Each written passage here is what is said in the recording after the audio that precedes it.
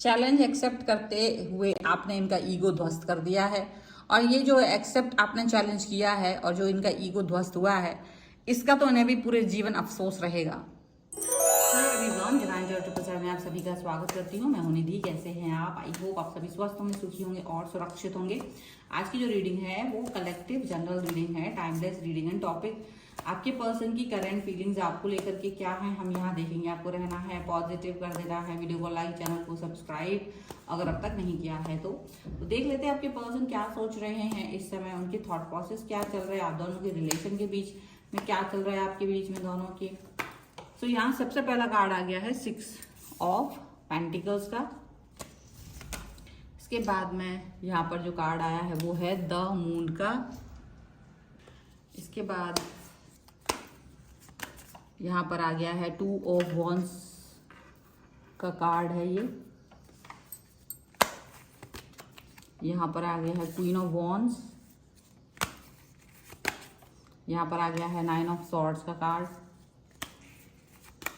यहाँ पर आ गया है नाइट ऑफ सॉर्ड्स का कार्ड।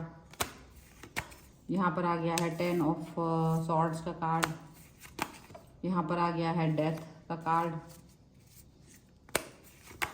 यहाँ पर आ गया है जजमेंट। यहाँ पर आ गया है 3 ऑफ वॉन्ड्स का कार्ड। ओके, तो सबसे पहले अगर हम इनकी राशियों की बात यहाँ कर लें तो ये पर्सन हो सकते हैं Aries, Leo, Sagittarius, Libra, Aquarius, Jaimini, taurus, Capricorn and Virgo के पर्सन हो सकते हैं। ओके, एंड यहाँ जो कार्ड है वो है queen of swords, 7 of cups and 10 of wands का कार्ड है। और ये बहुत ज़्यादा ज़बरदस्त, जैसे कि आपने अगर किसी समय इनके साथ में अच्छाई की थी तो उसके बदले में इन्होंने आपको धोखा ही दिया। मतलब आपने कितना ही अच्छा कर लिया हो, कितना ही कुछ कर लिया हो, इनको बदलने की कोशिश में भी रहे होंगे। अगर आप किसी भी तरीके से कुछ भी XYZ कोई भी एक्शन आपका रहा होगा, इन्होंने आपको कभी भी अप्रिशिएट नहीं किया होगा। इन्होंने कभी भी आपको ये नहीं बोला होगा कि हाँ now you are the best one, आप बहुत अच्छे हैं। ये चीज़ इनके मुंह से कभी नहीं निकली होगी, ऐसा यहाँ पर दिख रहा है। और कहीं ना कहीं आप अपने अंदर ही अंदर चीज़ों को लेकर के घुट गए होंगे और इन्होंने काफ़ी सारे एक्सक्यूजेज बना दिए थे, कई सारी चीज़ें बोल देना, पहले आप पर इल्ज़ाम डाल देना, कभी किसी पर इल्ज़ाम डाल देना, कभी किसी पर, मतलब कुछ ना कुछ बातें करके ये आपको मतलब एकदम से ना जो आपका सॉफ्ट हार्ट था वो उसको चैलेंज करना, आपको एक तरह से इन्होंने चैलेंज किया और वो चैलेंज आपने एक्सेप्ट करके इसको जो सबक सिखाया वो एक अलग ही सिचुएशन दिख रहा है। क्योंकि देखिए आपने इनको बहुत प्रेम दिया, बहुत अच्छे से इनके साथ सब तरीके की इनकी बातों को सुना, माना, एक्सेप्ट किया, उसके साथ आप चलते गए। बट जैसे जैसे आप इनके साथ आगे बढ़े आपको लगा कि अगर इस व्यक्ति को आपकी कोई कदर नहीं है, अगर इस व्यक्ति को कोई मतलब आपके साथ में कोई कनेक्शन फील नहीं हो रहा है और ये ऊपर से आपको चैलेंज भी दे रहे हैं, आपकी अच्छाई को आपको चैलेंज भी दे रहे हैं, तो अब इनका ईगो ध्वस्त करना ये आपकी जिम्मेदारी बन जाती है। आपने ये सोचा कि आप जो नहीं चाह रहे थे कि इनके साथ करेंगे, आपने कभी सोचा भी नहीं था, सपने में नहीं सोचा था कि इनका ईगो आप ध्वस्त करेंगे, ये आपको चैलेंज देंगे। आपने ऐसा कभी नहीं सोचा था लेकिन आपको ये करना पड़ा। यहाँ यही दिख रहा है कि आपने, चाहे आप कितने ही खुद पेनफुल सिचुएशन में थे, बट आपने इस चैलेंज को एक्सेप्ट किया। आपने इनके ईगो को ध्वस्त करने के बारे में पूरा सिचुएशन, जैसे कि आप इनके पीछे लगातार पागल रहते थे, आप जैसे ये बात नहीं करते थे या आपको इग्नोर करते थे तो आपके अंदर एक तड़प थी, एक क्रोध था, एक गुस्सा था। आपको लगता था ये पर्सन आएंगे तो इनसे मैं ये कहूंगी, वो ये कहूंगा, ये ऐसा, मतलब मन में बहुत सारी भावनाएं रहती थी, बोलना ये चाहते थे आप, वो बोलना चाहते थे, बहुत सारी चीजें थी। लेकिन जैसे आप इस व्यक्ति के सामने आते थे तो आप हमेशा यही सोचते थे कि मुझे इस व्यक्ति से कुछ नहीं कहना है, मुझे इस व्यक्ति की जरूरत ही नहीं है, और या उसको आप भूला, मतलब आप उसे माफ कर देते थे। उस टाइम पर आप जितनी भी क्रोध अग्नि में जल रहे होंगे पर आप उसे माफ कर देते थे और आप आगे बढ़ जाते थे। लेकिन ये पर्सन इस सिचुएशन को आपकी कमी, आपकी वीकनेस समझ बैठा। जब आप इतने गुस्से में होने के बाद भी इनको माफ कर देते थे तो इन्होंने इस चीज को वीकनेस समझा। इन्हें लगा कि आपके पास कुछ और है ही नहीं करने को, आपके पास कोई ऑप्शंस भी नहीं है, आपके पास कुछ करने को भी नहीं है। और इसीलिए क्योंकि इनके पास बड़े ऑप्शंस होते थे, ठीक है, इनके इर्द गिर्द बड़े ऑप्शन हुआ करते थे और इनका यही क्राइटेरिया था कि भाई जैसे मेरे पास ऑप्शन है ऐसे आपके पास भी हों। अब लेकिन उनको लगा कि आपके पास कोई ऑप्शन नहीं, आप सिर्फ इनके पीछे घूम रहे हो। तो बजाय इसको लॉयल एंड ऑनेस्टी समझने के इन्होंने इसको एक फालतूगिरी समझा आपका और आपको चैलेंज दिया कि आपके साथ ऐसा कुछ भी नहीं हो सकता, आप तो सिर्फ मेरे भरोसे बैठे रहते हो, आपके पास कुछ है ही नहीं। तो वो आपको वैल्यूलेस कर देना, आपके प्यार को, आपके एफर्ट्स को वैल्यूलेस कर देना, ये इन्होंने किया।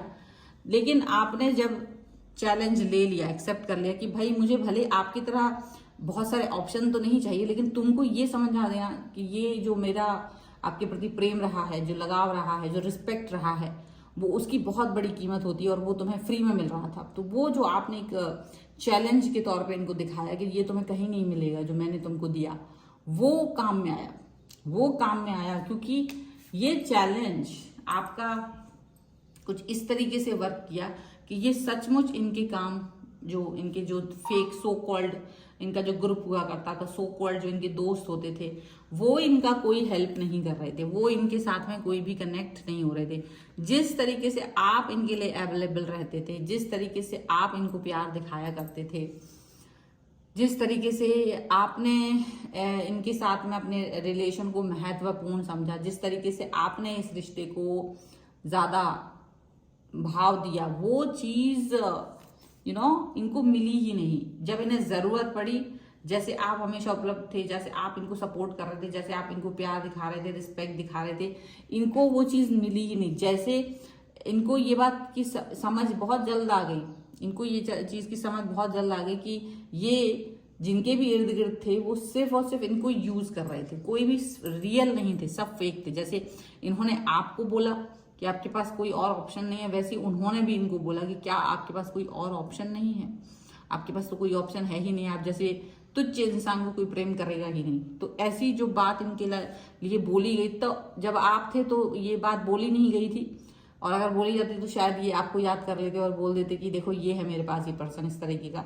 लेकिन जब आपने मूव ऑन कर लिया, आगे निकल लिए, तब इनसे ये बात बोली गई तो आप इनके इर्द गिर्द थे ही नहीं।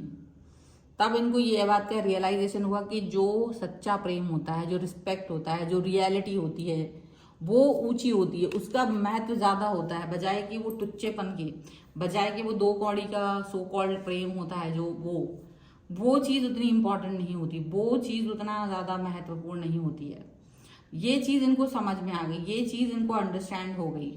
यहाँ पर ये चीज दिख रही है। और यहाँ पर एक चीज और भी दिखी कि इनको बहुत गुस्सा आया। इनको इसलिए गुस्सा आया क्योंकि आप इनकी बातों के बाद आप चले गए ना, तो इनको लगा नहीं आपको वापस आ जाना चाहिए था, आप क्यों गए, आप क्यों चले गए, आपको वापस आना चाहिए था, मतलब आप पर ही गुस्सा कर रहे हैं।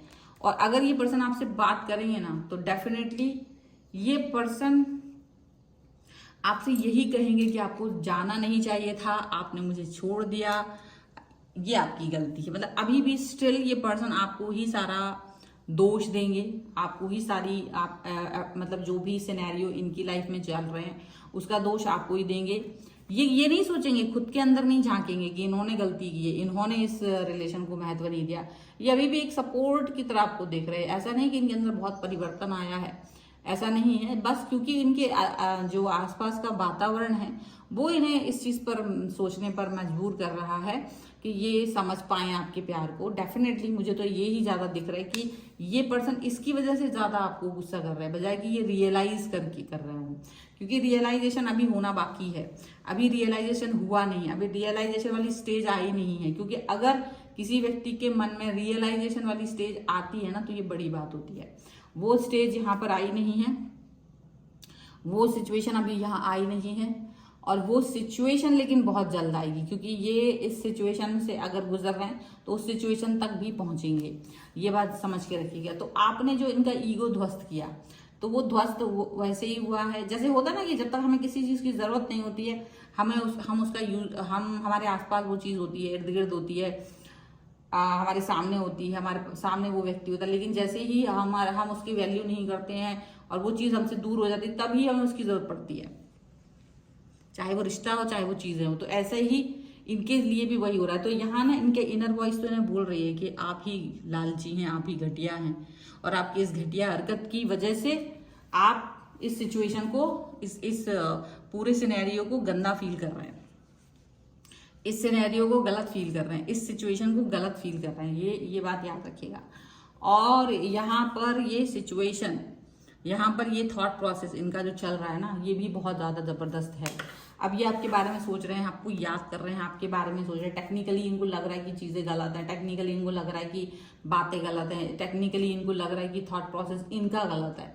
और इस गलत थॉट प्रोसेस के साथ में ये नहीं जीना चाहेंगे, इनको ये चीज़ भी लग रही है। बट फिर भी अब तक जो भी सिचुएशन इनके सामने आई है, जो भी बातें इनके सामने आई हैं, वो थॉट प्रोसेस, वो सिनेरियो कहीं ना कहीं गलत होता हुआ नजर आ रहा है। ठीक है, तो ये है आपके लिए फिलहाल की रीडिंग, क्योंकि आपने इनका ध्वस्त किया है सारा ईगो। इन्होंने आपको चैलेंज भी किया था, और चैलेंज को आपने इसलिए भी एक्सेप्ट कर लिया था क्योंकि ये आपको कहते थे कि आप इनके बगैर नहीं रह सकते, तो आपने वो एक्सेप्ट किया, इनके बगैर रहना, इनसे डिस्टेंस में जाना आपने एक्सेप्ट किया, मूव ऑन करना एक्सेप्ट किया। तो जो आप मूव ऑन कर चुके हो, आगे बढ़ गए हो, ये चैलेंज जो एक्सेप्ट किया, तब इनको सबक भी मिल गया है और इनका ईगो भी ध्वस्त हो गया है। ये बहुत बड़ी बात है। इस रीडिंग में क्लेम करने के लिए आप लिख सकते हैं चैलेंज एक्सेप्टेड 1111। और आप अपनी पर्सनल रीडिंग चाहते हैं, व्हाट्सएप नंबर आपकी स्क्रीन पर है। रीडिंग स्टार्ट होती है 199 रुपीज ऑनवर्ड्स।